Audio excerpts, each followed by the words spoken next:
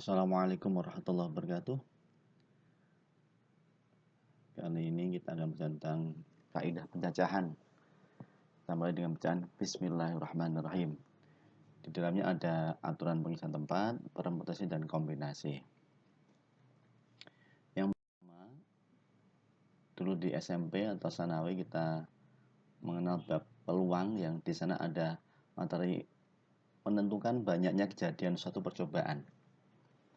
Jadi ada dua cara, yang pertama cara tampil, yang kedua dengan diagram pohon. Contohnya misalkan ada percobaan melemparkan dua mata uang logam. Ya. Mata uang logam ini ada dua sisi, yang biasanya kita ambil sisi angka dan sisi gambar. Untuk menentukan kejadian yang mungkin terjadi adalah sebagai berikut. Ya, yang kiri cara tabel, kita buat tabelnya. Jadi begini, ini uang yang pertama, ada sisi angka dan sisi gambar. Uang yang kedua sama sisi angka dan sisi gambar, berarti nanti kita kombinasikan menjadi AA dan AG, ya, terus yang ini G dengan A di GA, yang terakhir G dengan G di GG. Cara yang kedua pakai diagram pohon.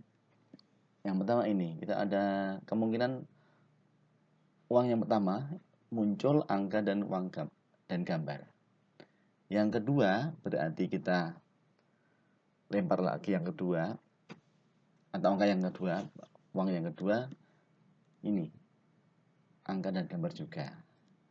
Jadi kalau yang pertama muncul angka, kemungkinan yang kedua jika angka dan gambar.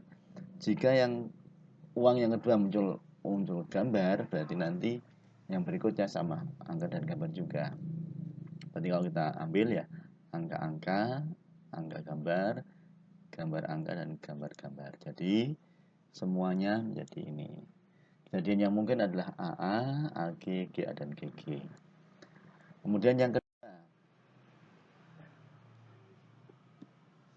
jika Ahmad mempunyai 3 celana dan 2 baju. Ya, 3 celana dan 2 baju. Tentukan semua variasi cara Ahmad dalam memakai pakaian tersebut. Sama cara tampil seperti ini. Jadi ini ada celana pertama, 2 dan ketiga, nih baju pertama, baju yang kedua. Kita kombinasikan jadi C1B1, ya C1B2, C2B1, C2B2, C3B1, dan terakhir C3B2. Dan ini jawabannya ini. Untuk diagram pohon, yang pertama seperti ini. Dalam memilihnya bisa terpilih C1 atau C2 dan C3. Kemudian memilih bajunya, nah, andaikan terpilih C1 berarti untuk memilih bajunya sama, kita punya ini B1 dan B2. Jadi nanti C1B1, C1B2. Berikutnya juga sama. Jadi C2B1 dan C2B2. Yang ketiga sama juga C3B1 dan C3B2. Jadi variasi yang mungkin dilakukan oleh Ahmad adalah ini. Saya kira cukup jelas. Ya, berikutnya aturan pengisian tempat. Yang pertama, aturan penjumlahan. Ini perlu Anda perhatikan. Cirinya menggunakan aturan penjumlahan itu jika kejadiannya saling lepas. Ini berarti terjadi salah satu atau kejadian yang satu dan yang lain tidak saling tergantung. Ya, jadi misalkan yang pertama ada A adalah banyak cara pada peristiwa pertama, B pada peristiwa kedua, dan seterusnya.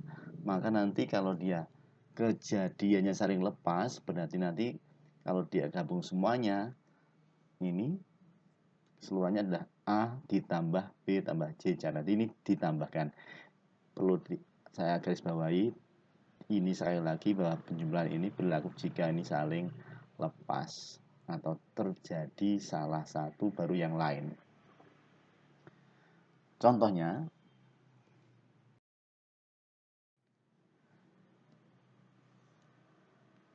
misalkan ada satu kelas 12 yang terdiri dari 20 anak laki-laki dan 16 perempuan. Dari kelas tersebut dipilih satu siswa untuk mengikuti lomba. Banyaknya cara untuk memilih satu siswa tersebut adalah titik. Nah, ini yang ini memilih satu siswa. penyelesaiannya adalah terdapat 20 anak laki-laki. Ini berarti kita bisa memilih satu di antara 20 pilihan. Berarti ada 20 pilihan yang ada dari laki-laki. Yang kedua, 16 perempuan juga sama, berarti ada 16 pilihan. Ini ketika kita milih laki-laki berarti yang perempuan tidak bisa dipilih. Atau sebaliknya, kalau ketika terpilih perempuan berarti yang laki-laki tidak bisa dipilih karena hanya milih satu saja, yang satu. Berarti saling lepas. Nah, berarti kalau saling lepas berarti kita gunakan aturan penjumlahan. Berarti dengan jumlah 20 ditambah 16, 36 pilihan. Ya, ini penting sekali ya, tidak saling bergantung. Nanti kalau dia saling pas dengan jumlah. Contoh yang kedua, ada toko menyediakan pulpen standar. Ini mereknya ya, sebanyak 50 buah, merek Pilot sebanyak 60 buah, dan merek Kenko sebanyak 30 buah. Ahmad membeli sebuah pulpen di toko tersebut. Banyaknya pilihan yang dapat dilakukan Ahmad titik. Ini sama dengan soal nomor 1 berarti. Jadi ketika Ahmad memilih satu buah pulpen yang bermerek standar berarti yang lain tidak terpilih. Atau sebaliknya kalau milih Pilot berarti yang lain juga berarti ini saling lepas dia. Nah, berarti kita gunakan aturan penjumlahan, tinggal menjumlahkan antara 50 tambah 6 dan 30 berarti 140 pilihan. Berikutnya aturan perkalian. Misalkan ada N buah tempat tersedia atau N peristiwa. Ya. Nanti ini perlu Anda pahami untuk yang penjumlahan tadi sebelumnya itu saling lepas. Kalau ini peristiwanya harus terjadi sekaligus. Jadi peristiwa yang lain mempengaruhi yang lainnya lagi. Jadi kalau ada A adalah banyaknya cara untuk mengisi tempat pertama, B tempat yang kedua. Nah ini setelah tempat pertama terisi. Jadi ini bergantung dari A. Jadi ini B diisi setelah tempat pertama terisi. Jadi ini bergantung. Yang C banyak cara untuk mengisi tempat ketiga setelah tempat pertama dan kedua terisi. Berarti C bergantung A dan B.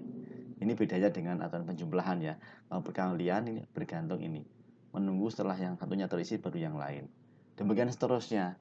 Nah, kalau yang seperti ini nanti untuk menjawabnya menggunakan aturan perkalian berarti tinggal mengalihkan antara A kali B kali C kali dan seterusnya cara. Ya. Saya ulang lagi berarti untuk yang aturan perkalian ini yang kedua ini terisi atau terjadi setelah A terjadi dahulu. Kalau yang C atau yang ketiga itu terisi atau terjadi setelah A dan B terjadi dulu atau terisi dulu. Nah, ini ciri dari aturan perkalian. Dapat contohnya. Nah, ini Muhammad membeli 3 pasang sepatu dan 3 tas. Ya, Muhammad memiliki 3 pasang sepatu dan 3 tas yang biasanya untuk sekolah. Pada saat berangkat, ia ingin memakai salah satu pasang sepatu dan tas yang ia miliki. Berapa banyak pilihan pasangan sepatu dan tas yang dapat dipakai? Penyelesaian perhatikan. Nah, ini berarti pemakaian harus kedua-duanya. Kedua-duanya sekaligus. Nah, kalau dengan aturan penjumlahan sebelumnya itu salah satunya. Kalau ini harus keduanya. Kalau harus kedua-duanya berarti menggunakan aturan perkalian. Berarti kita milih 3 pasang satu dulu. Jadi untuk memilih sepatu ada 3 cara. Kemudian untuk memilih tas ada 3 cara juga dan 3 pilihan. Berarti banyaknya pilihan dikalikan. Nah, ini yang penting ini dikalikan karena ini tadi harus kedua-duanya. 3 kali 3 sama dengan 9 cara. Nomor 2. Dari 6 siswa berprestasi akan dipilih menjadi pengurus OSIS dalam jabatan ketua, sekretaris, dan bendahara. Berapa banyak kemungkinan susunan pengurus yang terpilih? Penyelesaian. Jadi ini juga sama.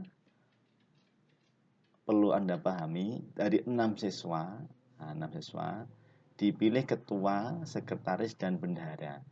Jadi yang pertama ini, untuk memilih ketua, ada 6 anak yang bisa dipilih. Ada 6 kemungkinan, ada 6 cara pilihannya. Nah, untuk yang kedua, nah ini tidak 6 lagi karena yang pertama sudah terpilih. Ini yang pertama sudah terpilih 1 orang ketua. Berarti orang yang dari 6 orang ini sudah terpilih 1, berarti masih 5 orang yang bisa dipilih untuk menjadi sekretaris. Nah, sekarang ketua sudah terpilih 1, sekretaris terpilih 1, berarti nanti untuk memilih bendahara ada 4 pilihan atau tinggal 4 orang yang bisa dipilih menjadi bendahara. Ini perlu Anda pahami betul ya. Beda dengan nomor 1 tadi ya. Kalau ini 6 siswa, terpilih 1, berarti masih 5. 5 terpilih 1, berarti masih 4. Kemudian aturan yang kita pakai adalah aturan perkalian, karena ini harus terjadi sekaligus.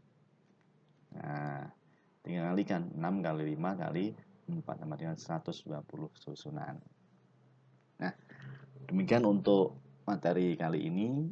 Nanti di pertemuan lain kita lanjutkan ke materi berikutnya. Untuk tugasnya nanti bisa dilihat di LKS-nya. Terima kasih, mudah-mudahan bermanfaat. Jangan lupa selalu belajar dan berdoa. Mudah-mudahan ilmu yang dapat Anda terima membawa barokah untuk selanjutnya. Wassalamualaikum warahmatullahi wabarakatuh.